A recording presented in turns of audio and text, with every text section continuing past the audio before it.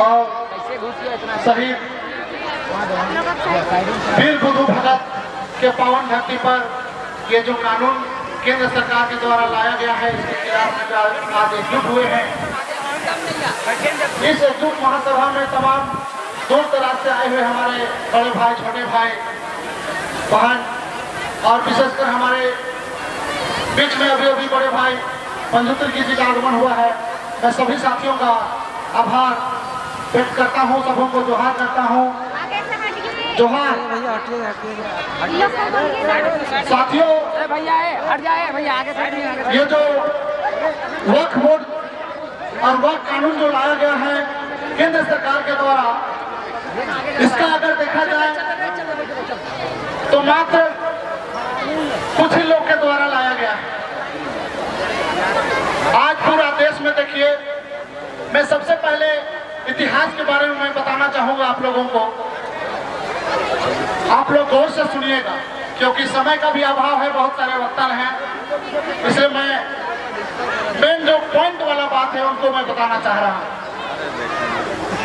कि ब्राह्मणों ने कांग्रेस बनाई, कांग्रेस ने आरएसएस बनाई, आरएसएस ने बीजेपी बनाई, एक ने बाबरी खुलवाई, एक ने बाबरी तोड़वाई। अब सुन लो तुम भी एसटी एससी ओबीसी भाई, तुम जिधर भी जाओ एक तरफ कुआं है, दूसरी तरफ खाई, करते रहो लड़ाई। यही है पूरे देश का मजमा। आप जिधर भी जाइए एक तरफ कुआं है, दूसरे तरफ खाई है, अब लड़ाई ऐसे करवाता रहता है।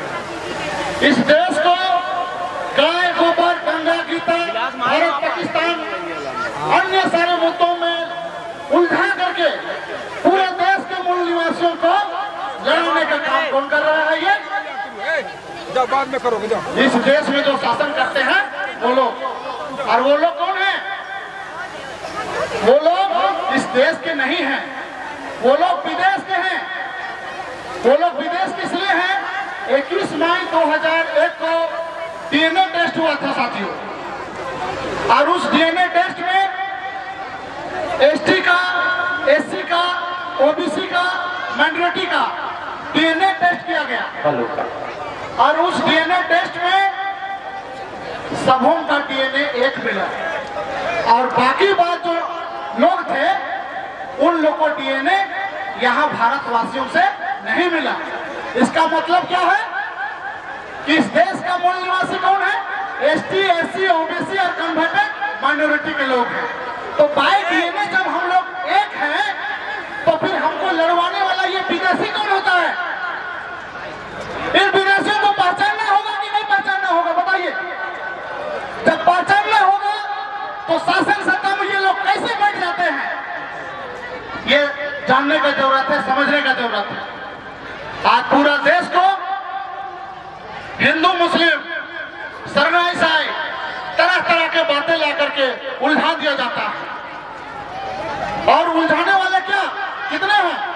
मात्र 15% है, 3% है, और हम लोगों का संख्या 85% है। तो 85% के बावजूद भी हमारे हाथ में सत्ता नहीं है, तो कितने दुर्भाग्य की बात है कि 85% होने के बावजूद भी हमारे पास सत्ता नहीं है। आज ये जो कानून लाया है, ये कानून को अगर देखा जाए तो जब से भाजपा सरकार बनी है, नरेंद्र मोदी की सरकार है, तब से देखा जाए तो पूरा देश में केवल लड़ाई ही लड़ाई, अराजकता, संविधान विरोधी काम ऐसे किया जा रहा है। कश्मीर का जो मुद्दा है उसको समाधान नहीं करता है, उनको जिंदा रखना है कि हिंदू मुसलमान इस कश्मीर से पूरा देश को हमको चलाना है, इसलिए कश्मीर मुद्दा को जिंदा रखता है। और ये जो घटना जो हुआ आजकल, इसमें सबसे बड़ा हाथ नरेंद्र मोदी और अमित शाह का है। इन्होंने जानबूझ कर ऐसे करवाया ताकि पूरे देश में हिंदू मुसलमान करवाया जाए, लेकिन हम लोग हिंदू मुसलमान करने वाले नहीं हैं। हिंदू शब्द का बता रहे हैं, इस देश का एसटी, एससी, ओबीसी हिंदू नहीं है। हिंदू शब्द 1907 के बाद आया। हमको हिंदू जबरन मत थोपो, मत बोलो हिंदू।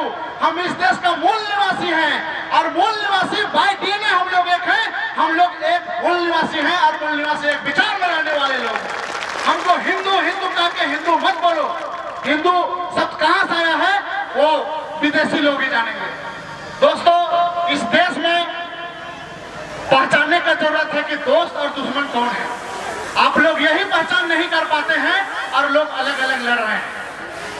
कत्ल जब किसी बकरा का किया जाता है तो दूसरे बकरा देख करके हंसता है कि कत्ल तो उसका हो रहा है, मेरा क्या। जब उसका बारी आता है तब पता चलता है कि दर्द क्या होता है। तो आज इंसानियत का जो दर्द है, अगर दर्द हमारे मुसलमान भाई के ऊपर हुआ तो दर्द सीने में हम आदिवासी भाई के में होना चाहिए। इंसानियत सिखाता है। तो ये चीज है क्या हमारे बीच में जो दर्द का जो बयां है, वो दर्द का बयां आज नहीं दिख रहा है। क्यों नहीं दिख रहा है? क्योंकि लोगों को लड़ाया जा रहा है, नफरत पैदा किया जा रहा है लोगों के बीच में। मतलब इंसान के बीच में लड़ाया जा रहा है। अगर किसी बाघ को अगर देखा जाए तो बाघ किसी बाघ को मार के खाता है क्या? कभी नहीं खाता। लेकिन इंसान को क्यों मार रहा है? जबकि हम लोग बाइट ही नहीं एक है, हम लोग सभी मूल निवासी हैं। सभी मूल निवासी, तो फिर एक दूसरे के बीच नफरत क्यों पैदा हो रहा है? ये नफरत पैदा करने वाले कौन है? उन नफरत पैदा करने वालों को पहचानना होगा और ऐसे पहचानना होगा कि ये 3% ब्राह्मणवादी लोग पूरे देश को बर्बाद करके रख दिया है और हम लोग उन लोगों का साथ दे रहे हैं। और इसमें सभी राजनीतिक पार्टियों का भी हाथ है, क्योंकि हमारा जब संख्या है तो हमारा पार्टी क्यों नहीं हो? हम क्यों ब्राह्मणवादियों की पार्टी में शरीक हो जाए? हम लोग कभी नहीं चाहते हैं कि इस देश में अराजकता फैले, इस देश में अमन चैन ना हो, ऐसा कभी नहीं चाहते हैं। हम लोग चाहते हैं, हम लोग मानने वाले बाबा साहब भीमराव अम्बेडकर, शहीद शेख भिखारी, ज्योतिबा राव फुले। कल के दिन में एक पिक्चर रिलीज हुआ है ज्योतिबा फुले करके। सभी लोग से आग्रह होगा कि वो पिक्चर हम कल देखें और मात्र 7 लोग हम लोग पिक्चर हॉल में जाकर के देखें, 7 लोग। और उसमें बताया गया है कि कैसे उस्मान शेख और फातिमा शेख और सावित्रीबाई फुले और ज्योतिबा राव फुले कैसे शिक्षा का अलग जगाने के लिए पूरे देश में सबसे पहला महिला स्कूल के लिए उन्होंने खोला। और उसके बदौलत आज सभी महिलाएं, सभी पुरुष, पूरा देश की जनता सभी आज पढ़ लिख रहे हैं। आज पढ़ लिख रहे हैं, लेकिन हम महापुरुषों को भूलते जा रहे हैं। साथियों, ज्यादा कुछ ना कहते हुए हम यही बोलेंगे कि वक्त बहुत कम है, जितना दम है लगा दो। कुछ लोगों को मैं जगाता हूँ, कुछ लोगों को आप जगा दो। बस यही बोलने के साथ साथ आप लोगों से यही आगाह करेंगे, गुजारिश करेंगे कि आप लोग धर्म जाति में मत बटिए, मत लड़िए। और ये लड़ाई मुसलमानों का नहीं है, ये लड़ाई हम जैसे भारतीयों का है, हम जैसे मूल निवासियों का है। और आप लोग से एक गुजारिश है कि इस देश का नाम भारत है, हिंदुस्तान कभी नहीं बोलिएगा। हिंदुस्तान हिंदुओं का स्थान नहीं है, ये देश भारत का है, ये भारतवासियों का है। बाइट लेने हम लोग एक है, वी आर इंडिजिनियस पीपल है यहाँ के हम लोग। तो इसी के साथ हम अपनी बात को खत्म करना चाहते हैं। सभी को धन्यवाद और आपने हमारा बात को ठीक से सुना। जय जोहार।